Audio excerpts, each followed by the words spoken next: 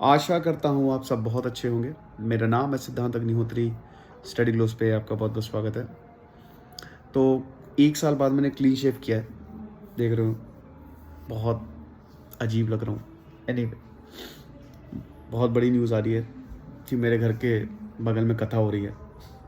ये न्यूज़ नहीं है, आपको थोड़ी आवाज़ आ रही होगी। देखो, न्यूज़ ये है कि राहुल गांधी को डिस्क्वालीफाई कर दिया है।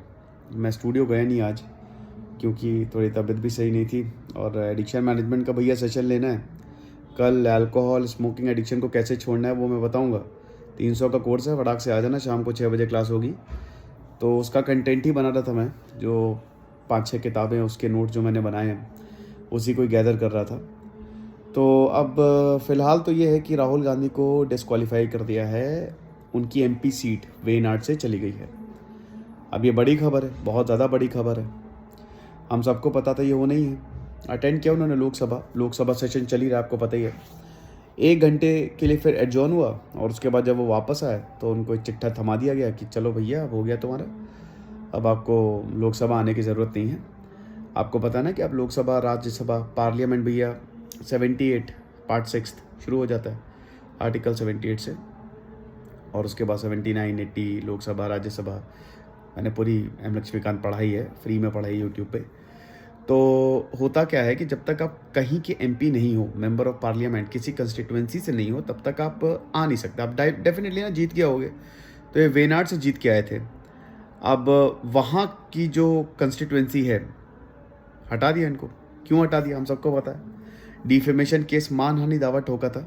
मुझे लगता है कि अब सबको मानहानि का मतलब, पहले हम सुनते थे खाली मानहानि दावा क्या होता है, और लेकिन जब से राहुल गांधी को सज़ा हुई है तब से अब मानहानि दावा काफ़ी लोग सीरियसली लेने लगेंगे।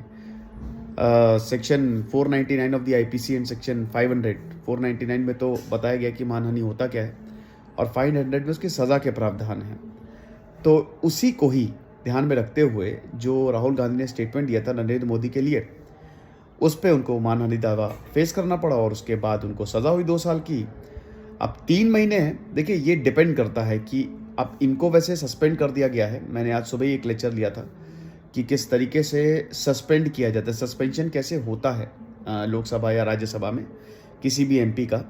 तो मैंने उसमें आपको ये बताया था कि 3 ही ग्राउंड्स हैं कब सस्पेंड किया जाएगा। या तो डिफेक्शन, एंटी डिफेक्शन लॉ लग जाए अगर उसके ऊपर, और डिफेक्ट होकर कहीं और चला जाए, या करप्ट प्रैक्टिसेस में, या 6 महीने की उसको डाउरी की सज़ा हुई हो, या डाउरी प्रोहिबिशन एक्ट उसके ऊपर लगा हो, या फिर उसने हेट स्पीच, जैसे जैसे आज़म खान को हेट स्पीच के लिए सज़ा हुई थी, ये सब। एंड द थर्ड वन कि अगर उनको 2 साल की सज़ा हुई हो। अब राहुल गांधी को 2 साल की सज़ा हुई, लेकिन सुप्रीम कोर्ट के जजमेंट के हिसाब से 3 महीने तक, अगर 3 महीने के अंदर अंदर अगर स्टे ले लिया तो फिर आप बच जाओगे। स्टे अगर लग गया तो फिर आप डिस्क्वालीफाई नहीं होगे। तो लेकिन वो स्टे जो है वो हायर कोर्ट देगा। तो राहुल गांधी के पास अभी 1 महीना है। 1 महीना वैसे भी कोर्ट ने, सूरत कोर्ट ने दिया है कि 1 महीने में आपको हम बेल दे रहे हैं, आप 1 महीने में अपील कर लो। अगर हो गया तो कोई प्रॉब्लम नहीं, आपकी सज़ा को सस्पेंड तो नहीं करेंगे, लेकिन आप अपील कर सकते हो। तो यहाँ पे स्टे से काम चल जाएगा, लेकिन उससे पहले ही यहाँ पे सस्पेंड कर दिया गया। कांग्रेस कह रही है कि सब पॉलिटिकली मोटिवेटेड है, सब नाटक है। कांग्रेस ने भी, आपको बता दूं कि जो रेणुका चौधरी हैं, फॉर्मर यूनियन मिनिस्टर, वो भी नरेंद्र मोदी के ऊपर केस कर रही हैं। अभी पिछला वीडियो मेरा उसी पे ही था, जो नरेंद्र मोदी ने 2018 में उनको शूर्पणखा बोला था। बोला नहीं था, मतलब एक डायरेक्ट रेफरेंस था, जब नरेंद्र मोदी कांग्रेस की बातों का जवाब दे रहे थे और उन्होंने कहा था कि रामायण के बाद, मतलब रेणुका जी बहुत हंस रही थी, तो रामायण के बाद ऐसी हंसी अब देखने को मिली। तो डायरेक्ट रेफरेंस शूर्पणखा से था।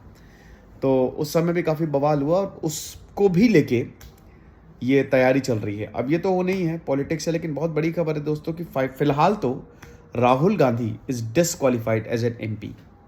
तो यही है जो है, बाकी कुछ भी होगा हम आपको बताएंगे। Thank you so much.